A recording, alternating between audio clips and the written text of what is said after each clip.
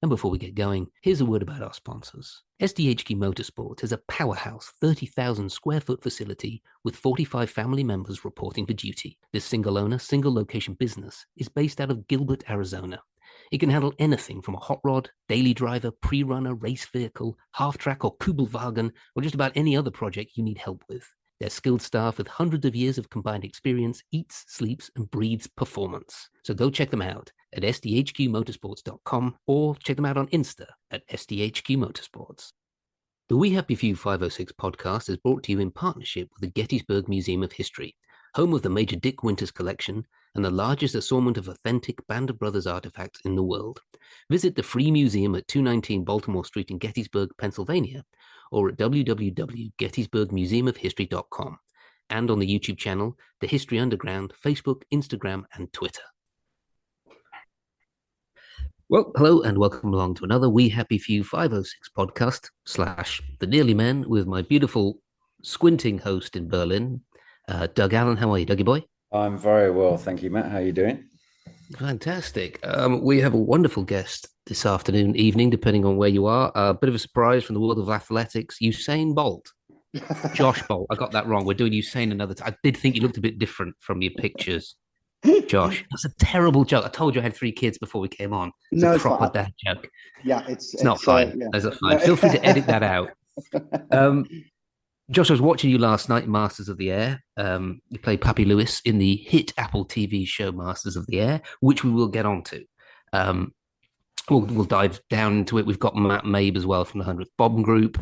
How you doing, Maddie? Very well. How are you guys? Good. We're good, thank you. Thank you for all the kiddie toys that you gave me in your car. And now your garage is empty and mine's completely full. Thanks for that. I've got a question before we get going for Josh. Jurgen Klopp's leaving Liverpool. Right. Okay. So don't judge me. I think there's about 3 Liverpudlians who don't do football, and I'm one of them. And you're all 3 of them, yeah. And I'm all 3 of them. All of my family are passionate Reds. Like my sister and my grandmother had a breakdown a couple of weeks ago when that was announced. Like, I don't know what we're going to do. It's never, ever. I just don't get it. Which I know is really bizarre. So you seriously wander around Liverpool saying, I don't get football, but I do wear makeup, and you've not been knifed or cut in any way?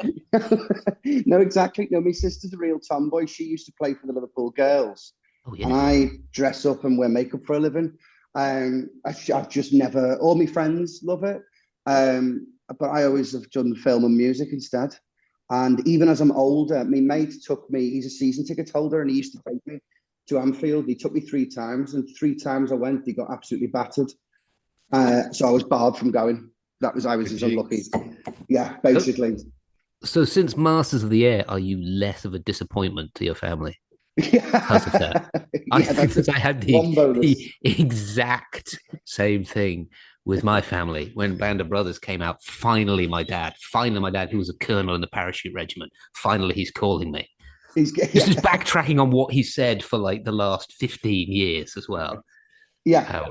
Where he'd say, I'd say I want to be an actor. So no, it's pronounced soldier, son. And then finally, he's on board and he's wearing, makeup and doing musicals now. Do you know what I mean? I'm like, where were you 15 years ago, Dad?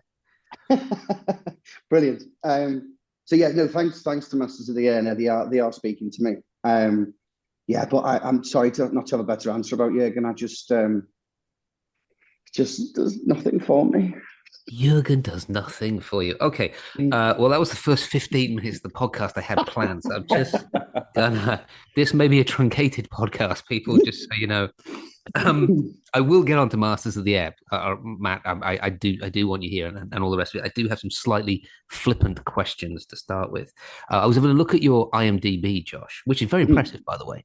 Thank you very much. Cracking along excellently. There's been some really cool stuff, and we will talk about Catch 22 as well. But you were in Van der Valk.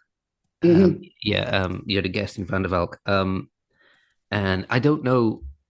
Mark Warren, who's the lead, was in Band of Brothers. He plays Blythe, and he's a great actor, but he has been known as to be called the King of Excess, and I have at least 1,000 Mark Warren stories, none of which are printable.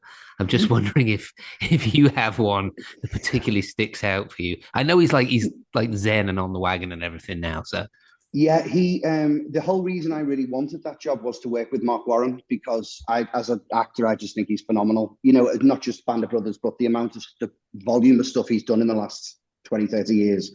yeah, So I really wanted that, just to get to work with him.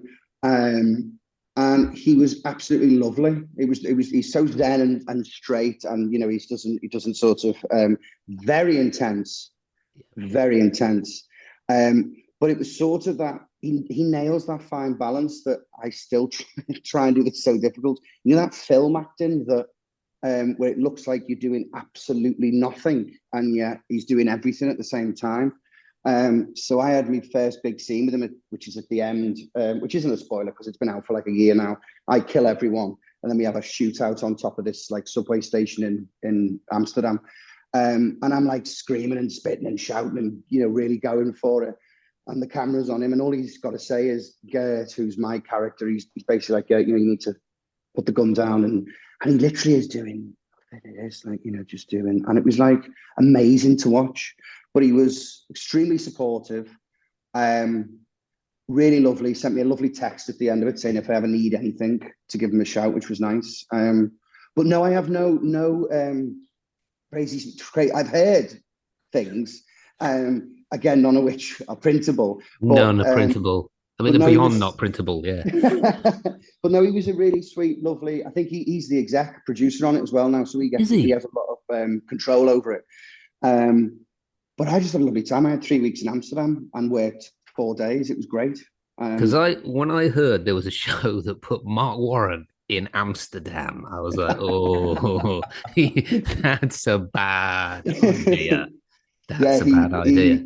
He just runs a lot. He has 2 watches. So he had Van der Valk's watch on, his character watch, and then he has his Zen watch, which goes off every now and then. He has to go meditate and take himself off. And you know, I am gutted. I would love to have seen Mark Warren 10 years ago, because he said, I don't know if he did this. I don't know. Maybe you can cut around it. He said we were talking about Masters of the Air, because this was when was Van der Valk 2022. We did that. So he was like, oh, we were talking about Masters, and we were talking about our various stories of what it was like, and Captain Dye and Hanks and Spielberg and all, you know, the whole thing. And then he was like, you know, every night after you'd finished filming, did you get on it? And I was like, well, yeah, but it's not the 90s anymore, unfortunately. Everyone's got to be, there's no room for it. It used to be when I started, you were allowed to sit in the bar till 5 o'clock in the morning and then go straight to set, whereas now it's like, and he went, and I was like, well, did the Band of Brothers guys? And he was like, yeah. And I was like, would have loved to have been that, you know. Within our Matt, WhatsApp chain, everybody's in recovery now, so I don't really think he really wanted to be there. Go ahead. You and Mark were really close, weren't you? You hung out. Yeah. I think you share a flat for a while as well. You mean, did I crash on his floor half dead for a month? Yeah, but then we weren't. I wasn't technically paying rent, but yeah. I've got a good Mark Warren story for you, Josh, actually, about because I had the same thing. So I was like, oh man, this guy's a brilliant actor. I've seen him in like Boston Kick Out and all this stuff when he was just a crazy dude. And the episode 3 of Band of Brothers starts with me finding Blythe, and he's kind of looking up, and he's like got that hysterical blindness and everything. And there's a sort of stuff between us, and I was kind of nervous about it. So about a week before, we were filming nights. And he's just, you know what he's like? He's kind of lone wolf. He's just kind of off in the corner of the room looking weird. He's being weird. So I go up to him and I was like, hey, mate, listen, we've got a scene in episode 3. And he was dead intense. He was like, yeah. I was like, do you mind if we run the lines? He's like, okay. So he gets his helmet and he puts it down over his eyes to about here. So I come over and I'm like, Blythe. And he just goes, Germans? Are there any fucking Germans? He was just like the stupidest fella I've ever met. He just had his eyes crossed. Like, yeah, I'm not really intense. I just look intense. That's what it is. I just look like Malcolm McDowell. Yeah, that's the sense I got of him as well. You know, it took a while for me to get into. Do you know what I mean? I think when when he knows you and he trusts you and he likes you and he knows you're not a dick, he'll be, you know what I mean? But I was gutted that I was only there for 3 weeks. Otherwise, it would have been a great, because I just keep emailing the writers, because one of the writers is a Liverpudlian woman. And I'm like, please, can I come back?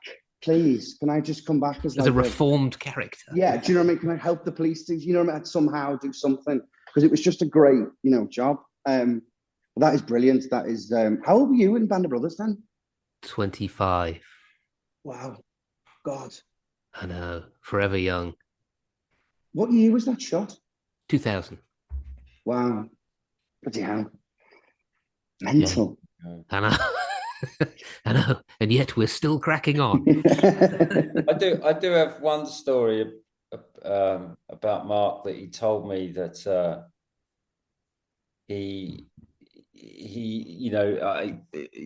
obviously, I think everyone knows he's kind of lives a very clean and serene life, but he telling me that he got into meditation, and he got into it so deeply that he decided to burn his possessions, and he got all his like everything, like all his clothes, his furniture, photos, like everything, and then burnt it.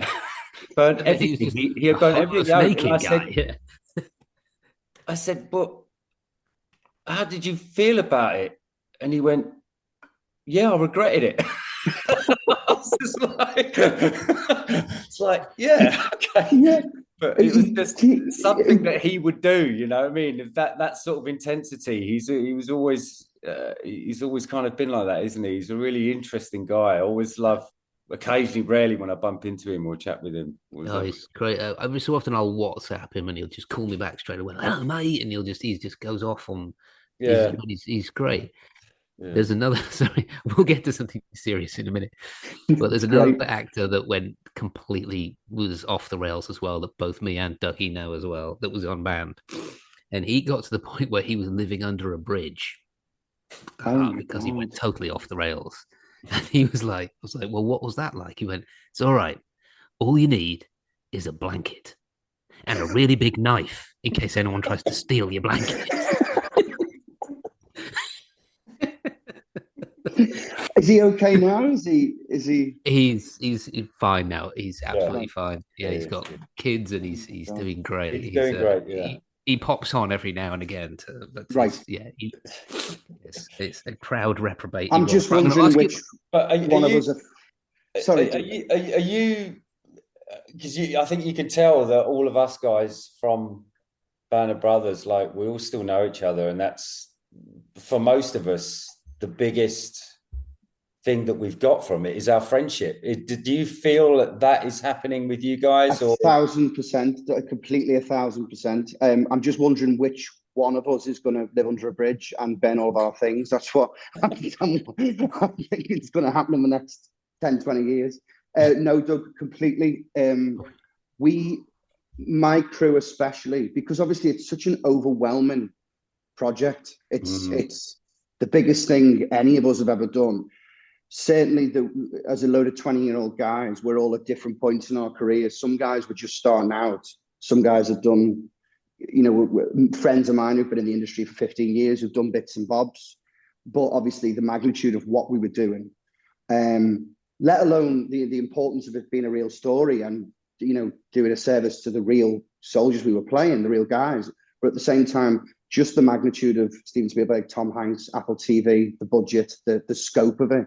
And there was it was overwhelming, but we were so lucky with our crew that we sort of, Rosie's Riveters, to go off on our own. We were quite self-contained.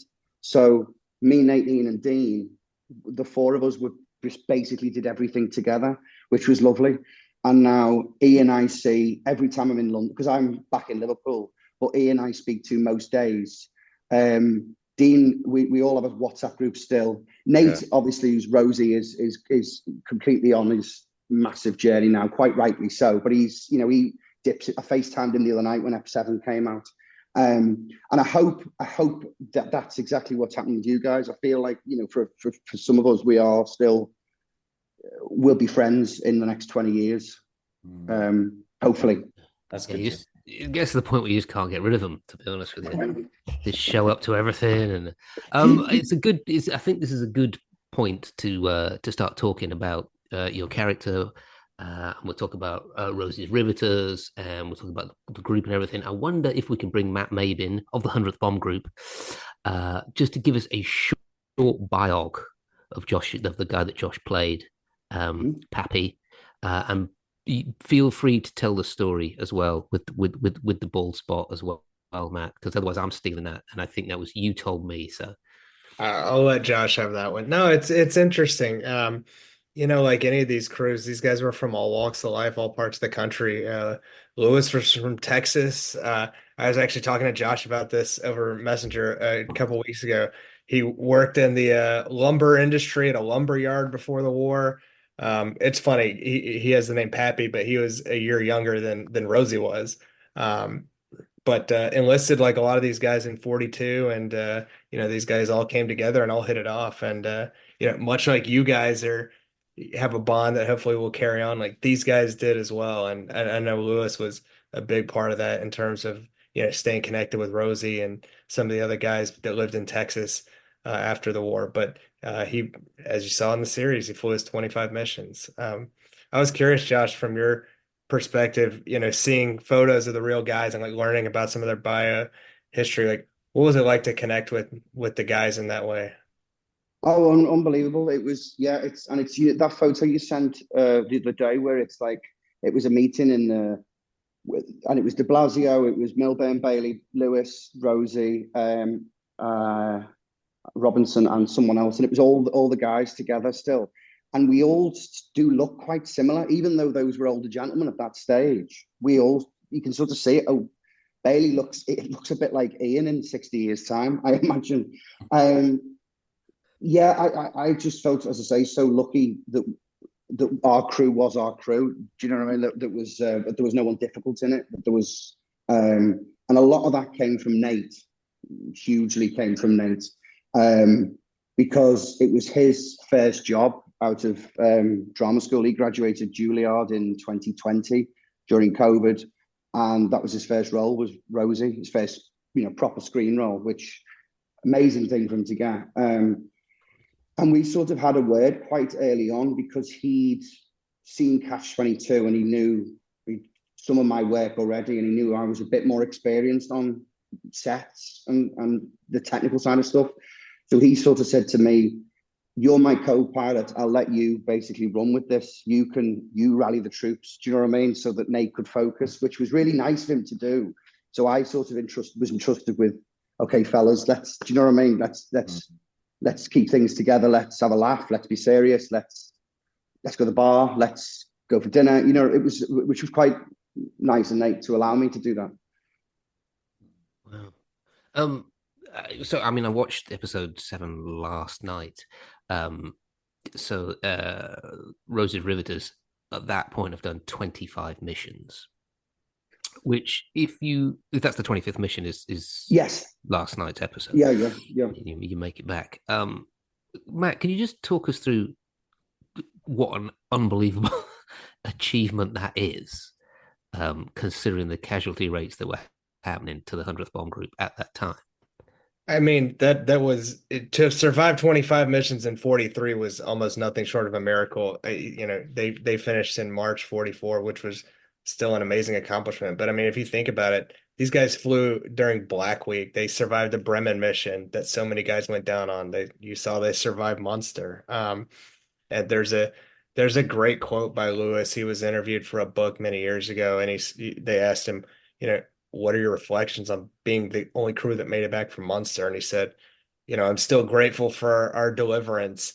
And it's one of those things where it's like the strange tricks of fate that play out in our lives that we'll never know, like, why me? Why did I make it back? And, he was a religious man and was just, just reflected on that experience of, the luck of the draw, a bit of divine intervention getting him back.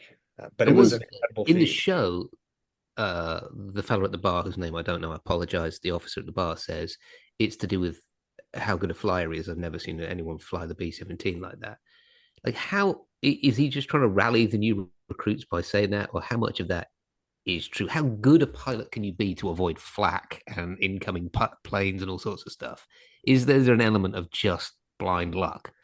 I mean, the veterans will tell you sometimes, a lot of times it's, as Frank Murphy's book is called The Luck of the Draw. It is the luck of the draw, but the guys will tell you as well, not only was Rosie a phenomenal leader, but was a fantastic pilot. And I think they captured very well in that the like evasive maneuvers he's taking. And Rosie's in an interview where he talks about the gunners were like, "Hey, can you please keep a steady platform?" And Rosie is taking all these evasive maneuvers, and that's what it took. I mean, he was taking the B-17 to the limits, and it worked out. So I think him being a phenomenal pilot certainly contributed to that, and just also being a good leader. You saw humming that tune, keeping the guys calm, and leading them through it.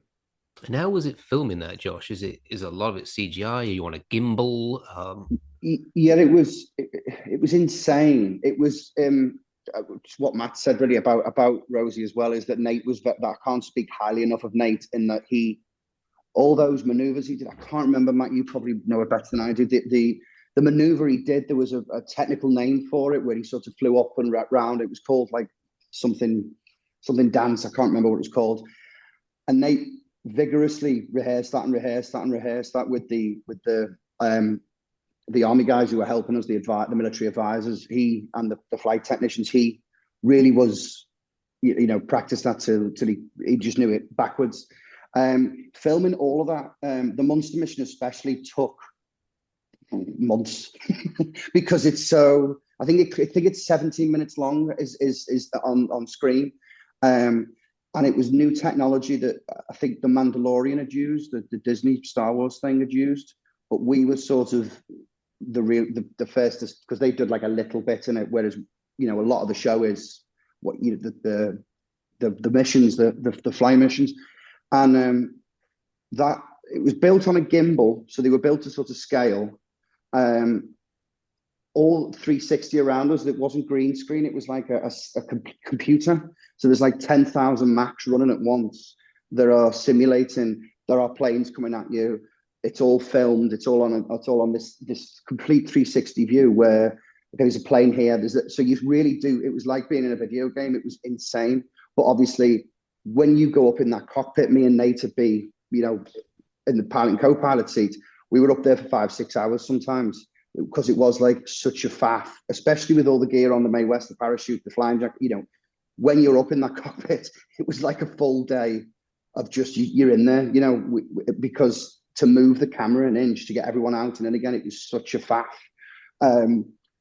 So those days turn to weeks, turn to months in the studio. I mean, an amazing experience because it was so technically well done. We really didn't have to do much. It was just reacting to, okay, 5 o'clock. There's an enemy. It was, and the directors were amazing at that as well because they were so like, we'd stop and how they cut it together was insane because we literally would do a little tiny bit and then stop and then move a camera and do it again and do, but on a thrilling experience, like genuinely the coolest thing I've ever done, just from a technical point of view as well. It was like insane.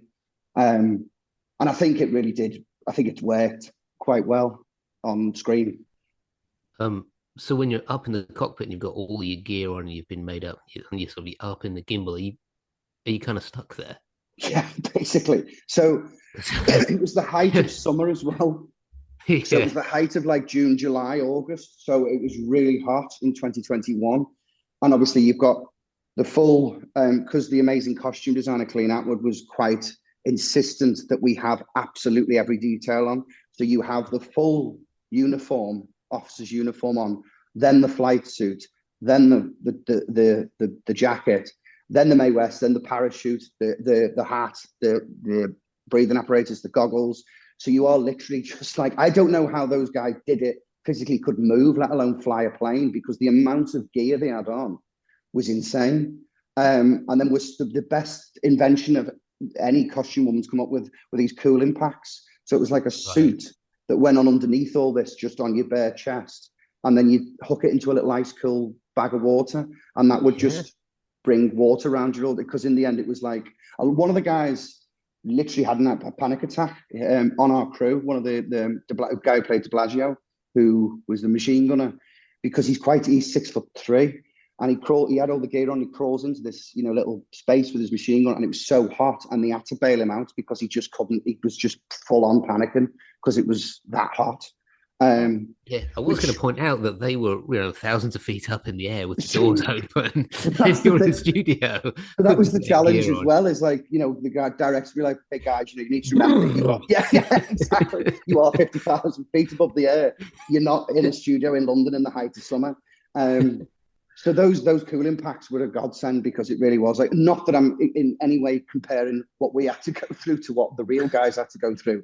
It was just like quite a technically stressful situation and then of course challenging, because as an actor, I know everyone says, the eyes are the window to the soul and you're meant to be able to use your eyes, but when it's literally like that and every other guy is like that, you're trying to think, how do I stand out? How can I do something here to try and stand out that's not over the top? Is that when you're wearing those Pac-Man lenses? You put those special contacts in. Do you think they'll notice me? So that whole all those missions that we flew in the studio was an amazing experience. Brilliant. And I just got to sit with me and Nate, and in between every setup we took our speakers in, so we were allowed to take a turn in putting songs on. I got kicked off in the end because all of my music choices were far too extreme for an Apple TV studio. Were they all musical numbers? It was all Rob Zombie and Stone Temple Pilots. It doesn't go down well. It does in 1997. The thing about Stuck in the Cockpit, it reminded me of it. Another story of another great actor, John Hurt. Right, so a mate of mine was in a film with John Hurt. I love John Hurt, and I was saying, what was it like to work with him? And he was saying, well, we did this setup, and it was a courtroom scene. So it was on a jib. So that goes up like this on a crane shot, goes all the way through the gallery, it moves all the way around. Someone picks up the camera, moves it through. It's all one take, moves it through, and it ends up on John Hurt like that. And he's supposed to just stand up and go, "My lord, that's just not fair." So they're like, "Okay, so we've got this is going to take ages to reset. So let's try and get this in one." So they goes action, and it goes up on a jib shot. Comes round to the jury, everybody in the gallery, someone takes it off the jib, walks around, goes to John Hurt. John Hurt goes, "I'm sorry, have I got time for a shit?" I don't know why being stuck in a cockpit reminded me of that, but it did. Before we get cracking, before we get the Luftwaffe in, do you mind if I had amazing 2 weeks with John Hurt on a Doctor Who audio book, and I was playing his companion. Really? We broke for lunch one day. This was like towards the end of the first week, and he goes, "I think I'm going to the pub."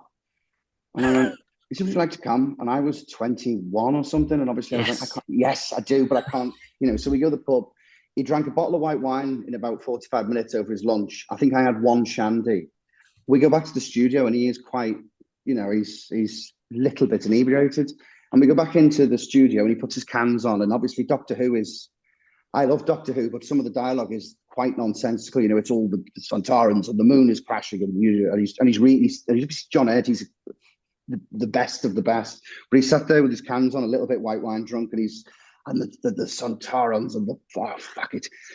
And he goes outside into the little garden, a cigarette, comes back in completely stone cold sober. Went back into the booth and nailed it in one, and I was like, "That's a serious pro."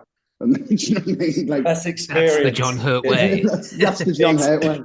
The experience of being pissed and working that has come from 50 years of experience. The real old school thing. But, back when back when theatres, when you're like rehearsing for a play or something, they'll just have wine on the table, wouldn't they, at lunch? Yeah. They only stopped that in the 90s, didn't they? Yes, because no one could remember their lines. That's why we've cut rehearsals down by 4 weeks. It's incredible. Let's go back to the beginning, and then I want to ask you about. Let me ask you about Catch-22 first. Then we'll go back to the beginning of Masters of the Air, because that makes sense to me. So you played Dunbar. Am I right? You played Dunbar? Yes. Yeah. In Catch-22. so he's kind of Yossarian, sort of mirrors Yossarian's character. I've read Catch-22 about 30 times. So, um, how was that experience? Because my mate, I don't know if you know Martin Delaney. Yes, He yeah, was yeah, lovely yeah. Martin. Delaney was in it. Yeah, he's a good dude, isn't he? Um, He said that working with George Clooney was an absolute dream, but directors are different with different people. How did you find it? Amazing. He's the nicest guy I've ever met in my life. Clooney's the best of the best. There was absolutely like, I think because he's an actor as well, there's no bullshit. So rather than pontificating and trying to be pretentious and say, oh, this and that, he just goes, speed it up, slow it down. Don't do that face. You did that face. That doesn't work. So easy as an actor because you're just like, oh, yeah, okay, yeah. And so quick. So you don't have time to dwell on, you don't we all overthink, I've just done that. Did that read right? I don't know if that works. Whereas you do it, nope, got it, moving on to the next scene. So you didn't have time to dwell and be like, is that okay? He was the nicest guy ever. Bought us all push bikes to get proper, 1940s push bikes to get around the airbase that we were filming in Italy. Again, that whole job, we're all still very, as Doug said, we're all still very close. That merry band. Obviously, a lot of a smaller cast compared to Masters, but it was just 6 months in Italy with these, beautiful men who were all so different. We were all, completely at varying stages of our career. There was me and a Welsh guy, and everyone else was American. Who were all. I went out to LA a couple of years ago and stayed with them all, and we're all still got a WhatsApp group. We all still FaceTime. Lewis Pullman, Bill Pullman's son, he's just done Top Gun Maverick, and he took me and Garen, the other guy, to the premiere last year in Leicester Square. So that was a really lovely, same vein of like, we all live in different continents, but we still will keep in touch. Just because I think what we shared for 6 months in Italy was so special. It's a mad thing what we're doing. We're doing a famous book in Italy. It's Second World War again. With George Clooney. Do you know what I mean? It's like a real ridiculous pinch me moment. Yeah, two things.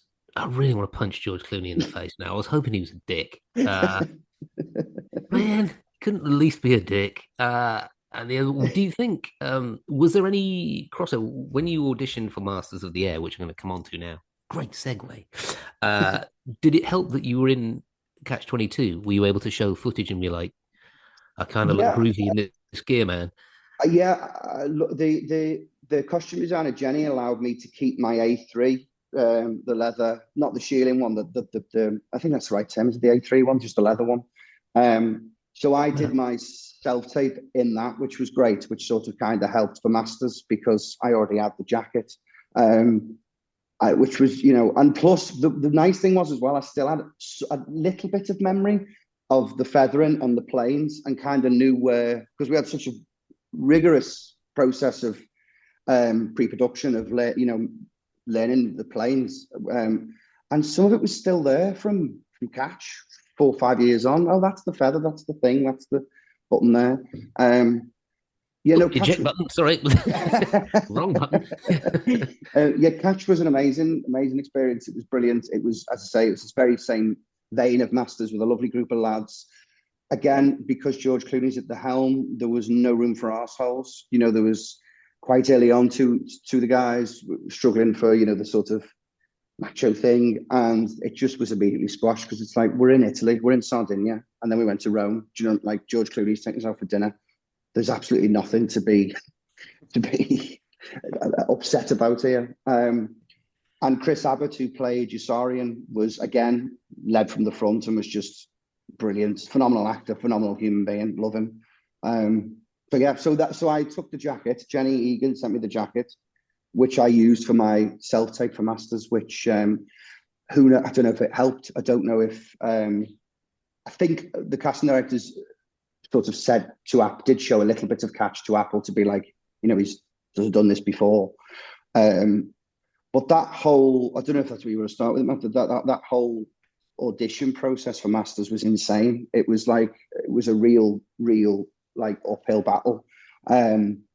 I put myself on tape originally for Egan or Cleven in the September of 2020, which was still like the height of COVID.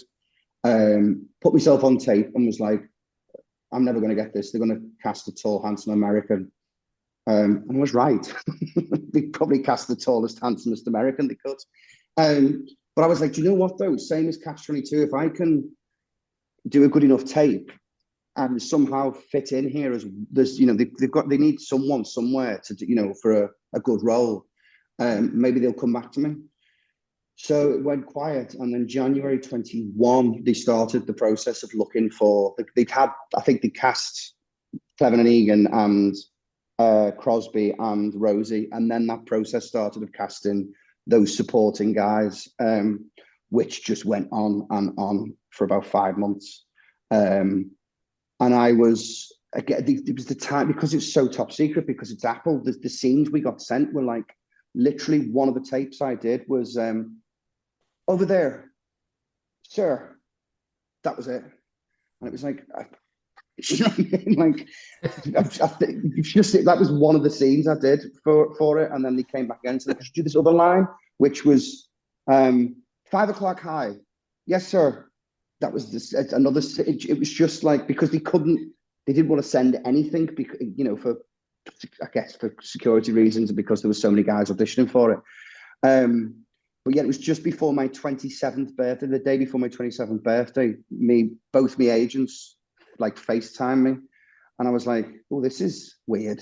And they said, we've just got an offer in off Lucy Bevan to play Pappy Lewis, who's in 4 episodes, and he's going to be the co-pilot of one of the leads, and send you the script. And I was like, oh, thank God for that. It was also happy birthday. Do you remember, as an actor, all you want is a job anyway. And then to get that job, it was like, oh, great, happy birthday to me. Do you know what I mean? It was brilliant. Good birthday, was it? Good night that night? It was a very good night that night. I think I opened a bottle of wine, like literally as I put the phone down. It was about 11:30 in the morning. It was great. And that went on for about a week. And then the realization set in that I had to read this and go, oh, right, now I have to go to work. And really, there's a lot of prep involved there, which started quite quick. I then met Nate. They flew Nate in. We had 2 weeks together with Captain Di, marching parade and doing the saluting and classroom work, getting to know the workings of a plane, the ranks, all that, the technical stuff. Then we went into one of the planes, into the cockpit with this guy called Ty, who was the aircraft advisor. And then we had the dialect sessions began, which was just, the dialect coaches were amazing, making sure that everyone, was spot on, basically. There was 2 lovely women, Brett and Helen, who were amazing. And then it was about 3 days before shooting, and the director, Carrie, called me to set. And I thought, I've been recast already, or I've been sacked, or I don't know, something. I hadn't started shooting yet. They were shooting episode 3. And obviously, I don't come in, Lewis doesn't come in till 4. So I get taken down to base, and it was the first time I've been to set, I was like, when you feel like you've slightly out of your depth, because it was just this humongous set with all these airplanes and explosions going off and all this, the equipment they had that went into it. And I got down there and I go over and meet Carrie, and he's like, hey, hello, how you doing? I'm like, hello, nice to meet you. He said, we just found out the guy you're playing, Lewis, was nicknamed the Bald Eagle because he lost his hair at 20. You've got quite good hair, haven't you? And I was like, yes, sir. That's one of the few endearing features I have. And he was like, would you mind if we thinned it and receded it and put a bald patch? And he was like, because it's never going to work on a wig, because you just know. And I was like, yeah, okay. So I went back to this makeup trailer, and this lovely team of makeup girls spent 4 hours, because they were being so conservative with her, because they felt so sorry for me. So it started where they'd do a little bit, and then they'd send a picture to Carrie, and he was like, no. And then in the end, it was just like, I was left with about 3 pieces here to comb over. It was all thin. And then this, that sort of, that bald bit at the back. And needless to say, that night I went back to the hotel and drank a lot of whiskey, just to make friends with it. It took a good couple of weeks to make friends with it. Just because it was a shock. It was like looking at my dad. I just looked like my dad, basically. So that was sort of the... I've seen the picture. Matt showed me the picture. We went for a beer the other day, me and Matt, and he showed me the picture, and I was like, "Well, if you whack that on Tinder now, and you're doing well now, then the next few years you're golden, mate. Honestly." Exactly. It was, yeah, it was just a bit of a shock. But obviously, though, really helped in that I then, because obviously there was information I had on Lewis, but it then helped me create this character that then came from this haircut. That was like, okay, so I did my research on it. He was Rosie's sort of, right hand. Watch what Nate was doing in rehearsals, and I thought, okay, well, maybe I'll play it a bit more like this, as I've got this haircut to sort of, do you know what I mean, as a sort of juxtaposition to, and also all ego went out the window. When your first day is with Callum Turner, Austin Butler, and Nate Mann, three of the most good-looking men on the planet, and I'm stood there with this haircut like a little hobbit, it was like, I felt so free as an actor because I wasn't worrying about, oh, do I look handsome enough? Because it was like, well, it's fine now. All vanity's gone, which was actually quite nice. You were the actual literal wingman for those people. Can we put him next to Austin Butler so he looks even more handsome in this scene, please? And some golden sunlight on Austin's face and a toothpick, Yeah, and he can stare that way handsomely for a while. Yeah. It's funny, Josh. I was talking to Dan Rosenthal, and he's talking about how there's such like an admiration between Lewis and Rosie, and Rosie would call Lewis the bald eagle, and Lewis would call Rosie the legal eagle. So there's a mutual eagles there. That was the total thing. Because obviously, Rosie was just a lawyer, wasn't he? Or he was trained to be a lawyer before, which was the term. So he was the legal eagle, and Pappy became the bald eagle. But I was the line was cut. Before we didn't even shoot it. There is a line from Spees that said, "Come on, bald eagle," so unless you know who Pappy Lewis is, the general audience is just going to go, "Jesus Christ, the guy out of Benidorm's aged awfully," because there's no reference to it at all. If you're watching it just as a general viewer, it's like, what happened to the bloke from Benny? Do you know what I mean? But the only thing that we found as well that was the writer found at the last minute, and I was gutted. Apparently, I don't know, you probably know more, Matt. Lewis used to sleep on the wing of the plane before takeoff. So all the guys would be doing their checks and stuff, and Lewis would go for a nap. And we only found that bit of information out right at the end when we'd done all the location stuff. And obviously they're not going to do a pickup just for me to be asleep on a wing, which was a shame because it was like, that would have been quite, just as a little character thing, would have been nice. Yeah. But it'd be good if they'd have done a scene where they took off in a hurry and forgot you were on the wing as well. yeah, exactly. Clinging on for dear life. Yeah. So that was the start of Masters for me. That was all. And then quite quickly made friends with the haircut, and then we were sort of in. That was it. We started episode 4.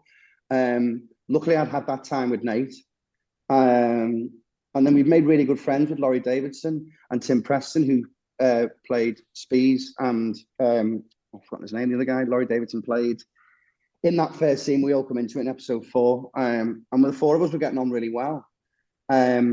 Nash, sorry, that's it. Nash and Spees, and obviously they both went down on their first mission.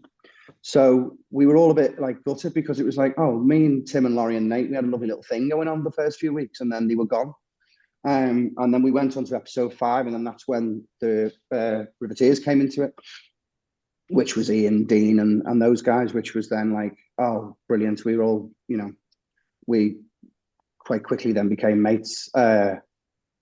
And Ian and Dean just sort of threw themselves at me and Nate, and we threw ourselves at them. So, which was, quite nice to get the, and we just had a bit of we were called the maddest crew, in that we didn't take ourselves that seriously. I think every single crew had its own, all the runners and the producers all had names for each crew because of the actors that were in it and what they were getting up to. And we were just known as the mental ones, just because we were always doing something stupid, and just having a real proper laugh until it was time to do the work. I think that's why we all got on so well, because we all had the same sense of humor until it was action. And then it was like, okay, focus, we're doing this, we're doing this, we're doing this. We all really worked so well together.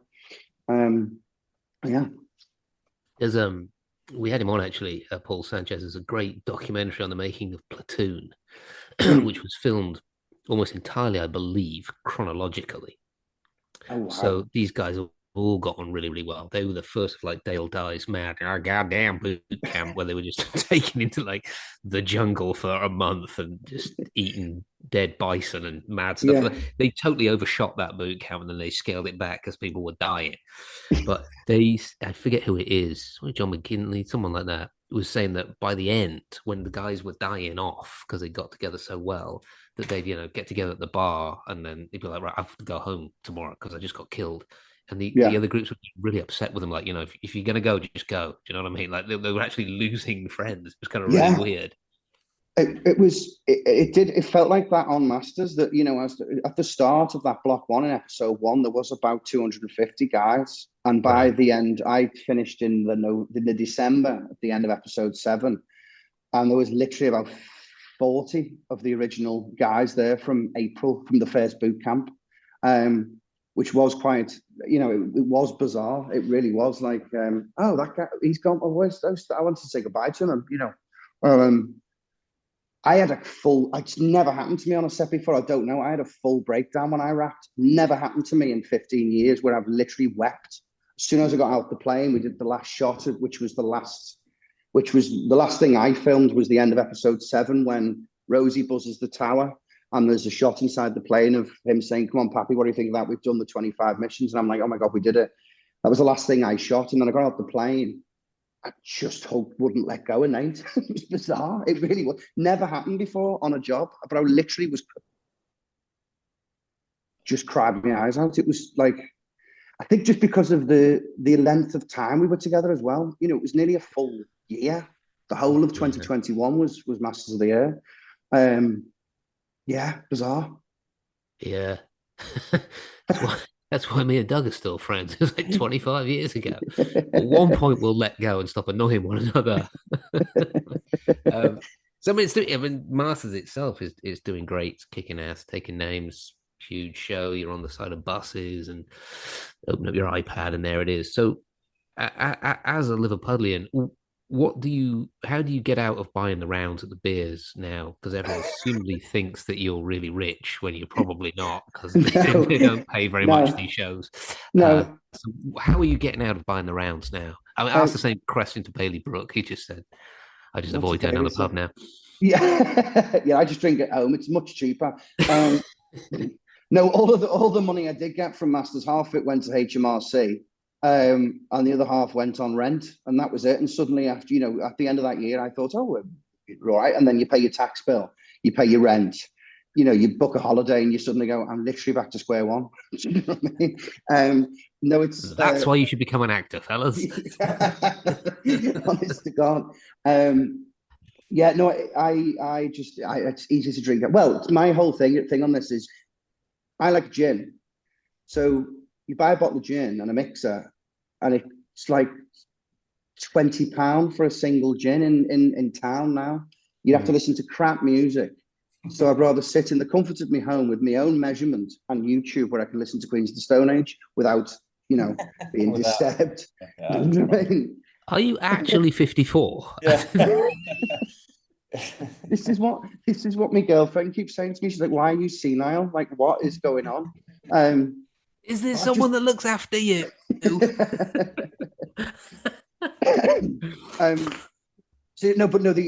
What you're saying, the reception we've had so far at Masters has been insane. We kind of you never know, do you? You don't know anything in this industry. You would like to hope, off the back of it being Hanks and Spielberg, off the back of it Band of Brothers and the Pacific, you would hope that it would be received, but you never know, do you? How things are put together, and that whole, we finished in 2021 and it's only just come out. So you're like, are people going to, is there still a thing for that? Are people going to be interested in it? And it does, the reception has been fantastic so far. Yeah, because we're on, because of what we do, and we do battlefield tours and all that kind of stuff, like I am plugged into the history nerd ether the entire time. This has been very, very, very long awaited. People were so excited for the show to come out. So what you'll probably find is it'll end with episode 9, I believe, and then I think there's a documentary Matt was Yeah. telling me, which apparently is kick ass. And then there will be a mourning period, and then people will just start watching it over and over and over and over and over again. And it's then Hopefully. it'll start to grow and grow and grow and grow and grow, which is what happened with Band. Exactly. For lots of different reasons, it started quite slow. September the 11th being one of them. And then over years, and then in 10 years' time, you'll just be, at the Library of Congress at an event or something, just hosting it with all your mates, thinking, I can't believe we're still talking about this. Yeah. But there are people that are new to it that year. Yes, right. Yeah. Because obviously I'd seen, firstly, if we have half the success Band of Brothers has, that would be amazing. I'd seen Band of Brothers, God, I think when I was like 15, 16, I think, which was, and then we had to rewatch it again. I mean, I've seen it about 5 times anyway, just because it's the same sort of thing. Everyone is so good. And I think that's why Hanks and Spielberg do it so well. Everyone in Band of Brothers is phenomenal, whether it's Damian Lewis or whether they've got a line, or whether it's the same with Masters. Everyone in their moment, whether it's Callum or Austin or the guy who's got one line over there, everyone's so good. And it's, it would be, we rewatched Band of Brothers. We all had to sit down and watch it again. Everyone had seen it anyway. And it was like, that was when the thing dawned on us all, like, God, this would be nice if this is, as good as Band. It's going to outlast. Who made you watch it? It wasn't Captain Di, was it? Did Captain Di make you watch it?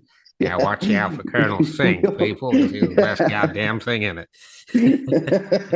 He was, what a guy. God, he's had a life. So no, it was. Hopefully, it would have the same reception that in 20 years' time that Band of Brothers does. I'm just, as I say, I had a pint last night with Lewis, who's a mate of mine who plays Bubbles Payne. We've known each other we did a show together when we were 14 and 17. And the pair of us we hadn't seen it. We saw each other at the premiere in January, but obviously the premiere was ridiculous. And like everybody's there. And it's like, you sort of can't relax at those things because you don't know, who is and isn't there, who's, who to be nice to, yeah. It's also the thing you just want to talk to your mates, but then your agents there, there's casting actors there, there's producers, the execs, Apple's there, all these, and you're like, sort of, I want to go and sit in the pub and talk to my mates. So me and Louis hadn't seen each other, but we sat last night in Manchester for a couple of hours and just were like, well, that was good, wasn't it? Because we were both just sort of buzzing, going, I'm so proud of you, and I'm so proud of you, and this was good, no, that was good, and this was, because it's the first time we sort of, now we've seen it all. Well, we've seen all of our bits, and it was like, well done, mate. And he was like, yeah, well done, mate. This is really proud of this. So yeah. Amazing. Yeah, Josh, I did want to just say thank you too, because not only did you help represent Pappy Lewis's legacy, you're representative of all the co-pilots in the 100th and 8th Air Force in general. And I've talked to a lot of the families of 100th veterans who have seen the series, and some of our veterans who are still with us have seen it, and it's meant a great deal to them. Like, they've been really impressed with what you guys have done, and been so respectful of these guys' legacy. It just means a lot to these guys. So thank you. Thanks. No, thank you. That's so lovely. That that's the sort of, that was what we kept having to remind ourselves with, that these were real guys. These were real guys. Because it's easy to get carried away when you're on a set and you're doing acting. Thankfully, because of all the producers and stuff, and everyone was quite good at remembering that, no, this is what these people are real. This happened. But thanks, man. I mean, that's so lovely. That means a lot. I'm so glad that we could do our tiny bit in remembering their legacy and what they did. It's insane when you watch it and you think that was real. It's insane what those fellas did, put themselves through. And because now, me doing one of those missions and surviving, there is absolutely no chance I would go up again. No chance. The bullets that were getting fired are like that big. The fuel reserves that big. The chances of getting hit were like, it was how they did it. It's insane. Yeah. So thanks, Matt. Yeah. So thank you. That means a lot. No, yeah, but I think it was John Orloff was talking about the band veterans, and he was like, when the huge furore kicked off, and then everyone got into it and wanted to meet the veterans. He was like, it was keeping these guys alive. Do you know what I mean? It kept some of these guys alive for another 10 years. I mean, if you guys can keep some of these veterans alive for another 10 years, you're going to be breaking world records. But that would be very, very. I mean, it does. I'm just being facetious, but it does mean a huge amount to these fellows. It's like just totally sort of energizes them. It's such a cool thing for them to be a part of. And then this was us, and I thought nobody cared. And they don't realize how much people care.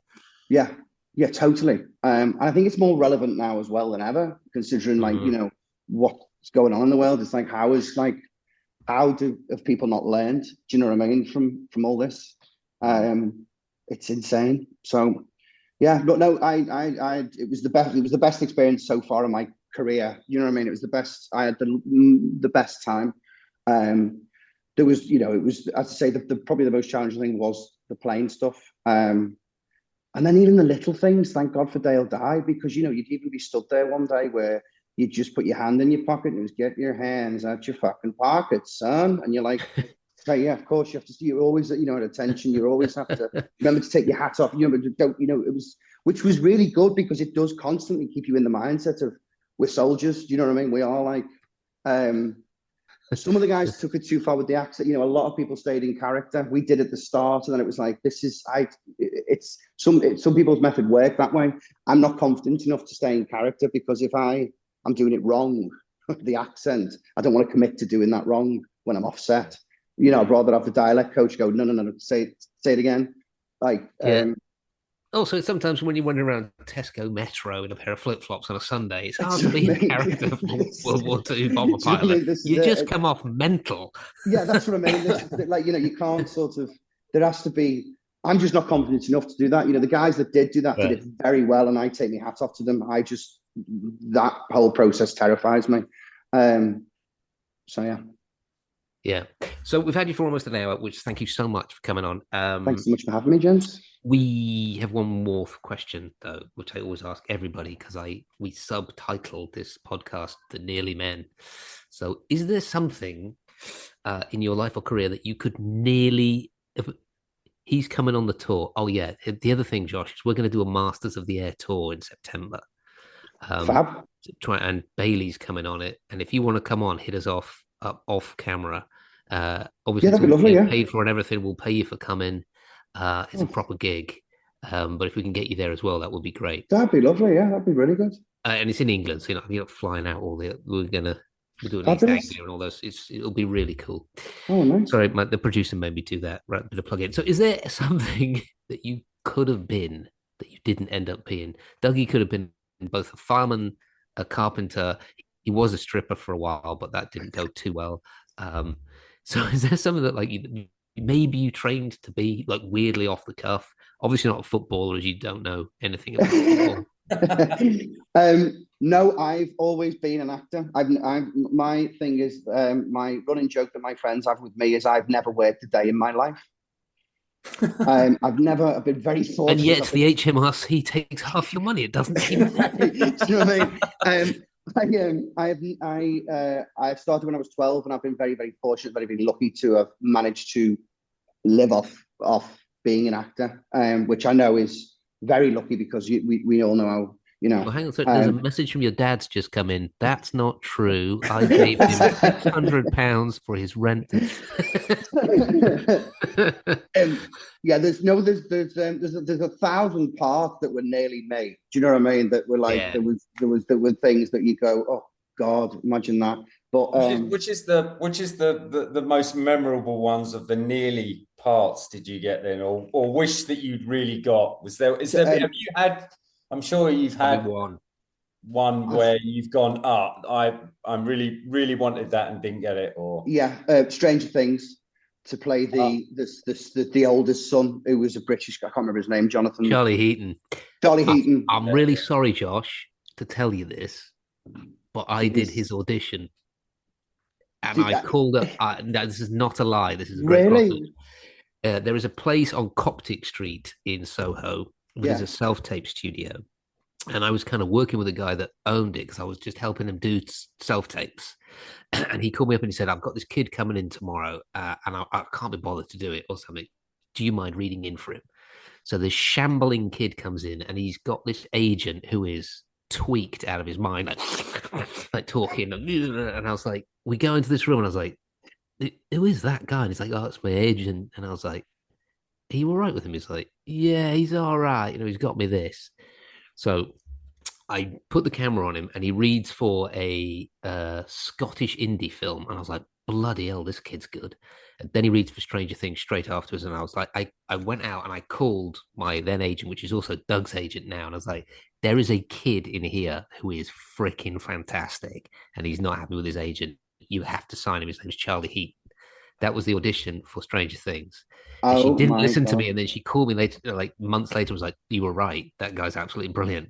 No, he's a So I megastar. actually did the audition was absolutely stunning. It was like, oh, this kid is fantastic.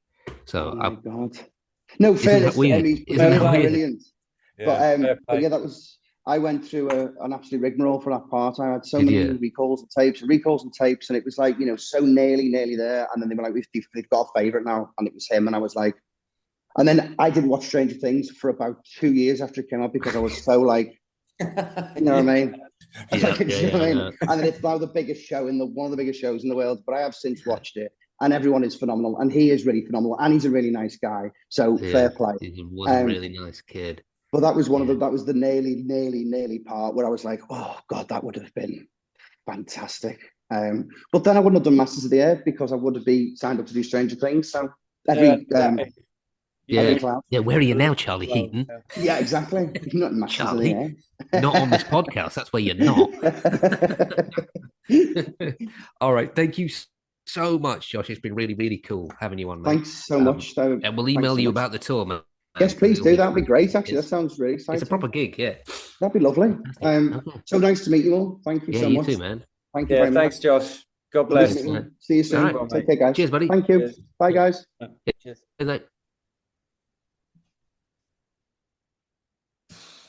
Feel bad about that Stranger Things audition now.